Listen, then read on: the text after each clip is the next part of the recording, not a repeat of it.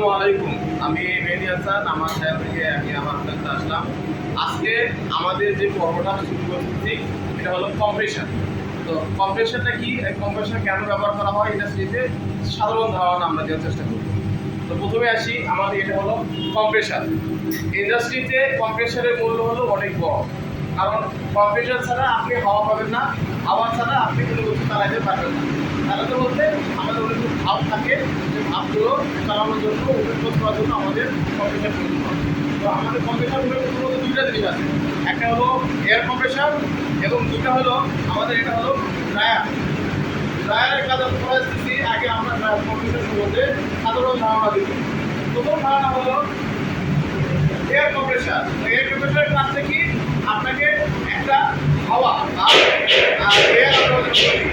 হাওয়াটা দিয়ে আপনার রিজার্ভ ট্যাঙ্কিকে জড়ো করবে একটু নির্দিষ্ট পরিমাণ চাপের ক্ষেত্রে। তো ওই চাপটা কতটুকু হবে এটা বেসিস করে আপনার প্রতিষ্ঠানের উপরে। আমরা যখন এই কম্প্রেসার থেকে হাওয়াটা উঠাবো কোথায়, আমাদের রিজার্ভ ট্যাঙ্কিতে। আমাদের রিজার্ভ ট্যাঙ্কিটা কোথায় আছে, এখানে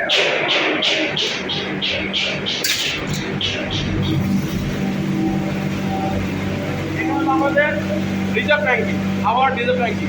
আমাদের প্রেসার আছে 0.8 বা 8 কেজি, 8 কেজি বাংলায় আমরা যেটা বলি 8 কেজি পরিমাণ হাওয়া, এটা আমাদের সর্বোচ্চ দেওয়া আছে, এর বেশি দেওয়া যাবে না।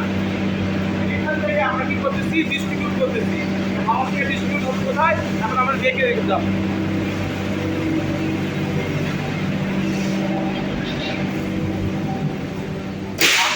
আমাদের আবার কম্প্রেসর রুমে কি করার জন্য আমরা প্রথমে এয়ার কম্প্রেসর থেকে আমরা রিজার্ভ ট্যাঙ্কিতে হাওয়া পাস করলাম। তো ওখানে আমরা নির্দিষ্ট পরিমাণ একটা হাওয়া থাকবে যেটা আমরা ডিস্ট্রিবিউট করব।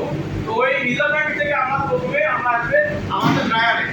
তো আমরা যখন ড্রায়ারে নিয়ে আসলাম, ড্রায়ারে নিয়ে এসে ড্রায়ারে আমরা ড্রাই করব, এয়ারটা ড্রাই করব। এয়ারটা ড্রাই করার পর এটা হলো আউটলাইন দিয়ে আমাদের ডিস্ট্রিবিউট হবে। তো আমরা এখানেও আমরা দেখতে পাচ্ছি যে এখানেও আছে হাওয়ার প্রেসার 8 কেজি, 8 কেজি। তো আমরা আসলে সাধারণত ড্রায়ারের কাজটা কি, ড্রায়ার কি বলে, ড্রাই বলতে কি বোঝায়, আমরা ড্রাই বলতে বোঝাই শুষ্ক। তো আমরা যখন হাওয়াটা উঠাবো, হাওয়াটা যাবে ট্যাঙ্কিতে, মেন ট্যাঙ্কিতে, তখন ওখানে কিছু পানি থাকবে।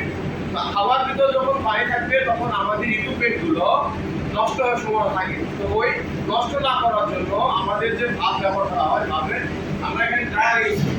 ড্রায়ার ইউজ করলে কি হবে, হাওয়াটা শুষ্ক হবে, পানি থেকে পানি শোষণ করবে, শোষণ করার পরে আমাদের ডিস্ট্রিবিউট করবে শুষ্ক একটি বাতাস।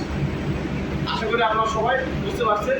আমাদের সঙ্গে থাকবেন, সাবস্ক্রাইব করবেন, অবশ্যই শেয়ার করবেন। আসসালামু আলাইকুম।